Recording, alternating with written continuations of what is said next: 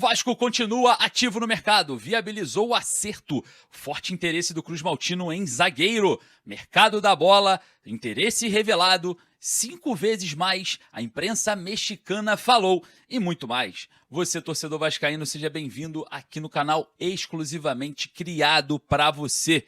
Chegamos aí oficialmente na primeira semana iniciada de 2026. Então eu peço para a gente iniciar com o seu like. Muito obrigado pelo seu joinha. Você não faz ideia o quanto ajuda o seu like. Nosso trabalho aqui diariamente com informações do Vasco, lives, coberturas em loco, coletivas e muito mais, depende muito do seu joinha. E sem mais delongas, vamos falar sobre as notícias importantes do Vasco. E eu trago para vocês muitas coisas aqui legais e exclusivas, tá? Bom, olha só, viabilizou o acerto. Eu vou direto ao assunto porque envolve Luca Orediano. Vocês vão entender do que eu estou falando. Porque olha só, o Monterrey emprestou, né, o Johan Rojas, novo reforço do Vasco para essa temporada de 2026. Fez esse empréstimo com uma opção de compra no valor de 3,5 milhões de euros, graças a Luca Orediano. É isso mesmo. O jogador ex-Vasco argentino que não foi muito aproveitado no Cruz Maltino, foi para o Cincinnati na MLS, se destacou, agora foi para o Monterrey, né, uma contratação multimilionária do clube mexicano, e viabilizou a chegada do Johan Rojas. Olha só, vou contar para vocês o que aconteceu.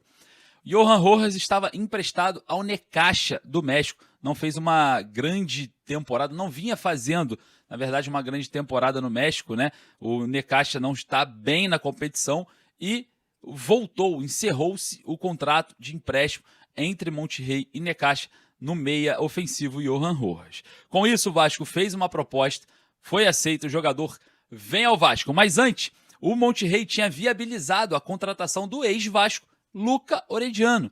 Com isso, Johan Rojas voltando, teriam 2 estrangeiros de volta ali, né, chegando ao Monterrey, sendo que só tinha uma vaga para estrangeiro.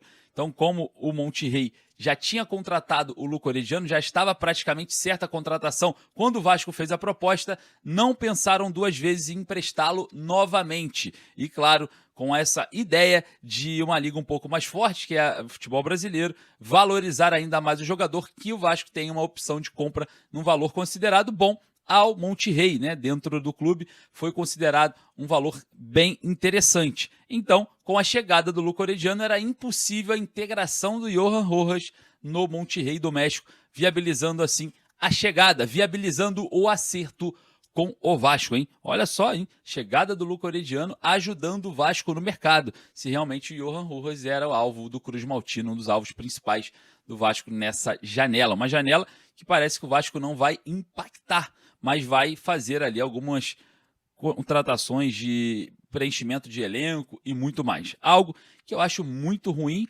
porque se a gente fizer uma avaliação do Vasco no Campeonato Brasileiro, o Vasco é o 14º, precisaria de uma pequena reformulação para a gente dar pelo menos uns passos a mais à frente, né? Não foi uma temporada dos sonhos para o torcedor, para a gente manter a base. Precisa ter um pouco mais de cuidado, contratar jogadores para competir na equipe principal. Essa é a minha opinião, até porque os nossos rivais vêm se concentrando em grandes contratações, aumentando o nível. E não se contrata fazendo avaliação interna, se contrata fazendo avaliação externa. Vou dar só um exemplo aqui. O Vasco está contratando no mesmo nível que o Fluminense, que o Santos, que o Corinthians, que o Palmeiras, que o Flamengo? Não, está contratando abaixo. Então a chance de ser campeão de alguma coisa esse ano vem sendo cada vez mais limitada. Ah, mas não tem dinheiro. Mas existe ali alguns jogadores que fizeram contratos muito longos, né? O caso do Maxime Domingues tem contrato até 2028. O Juan Esforza, que tem contrato até o final da temporada. A gente tem ali o Lucas Freitas, que tem contrato até o final de 2027, o Vitor Luiz, que tem contrato até o final de 2027, tem o Matheus Carvalho, tem muitos jogadores ali que inflam, né, essa folha salarial, e o Vasco perde competitividade no mercado por conta desses contratos longos. Então tem muita coisa interna que precisa ser reavaliada por conta de erros de contratos feitos aí sob um salário acima do normal para os jogadores, então dificilmente esses jogadores que têm contrato eles vão sair, porque o salário deles exclusivamente será pago pelo Vasco, porque nenhum clube do mundo pagaria, né, os salários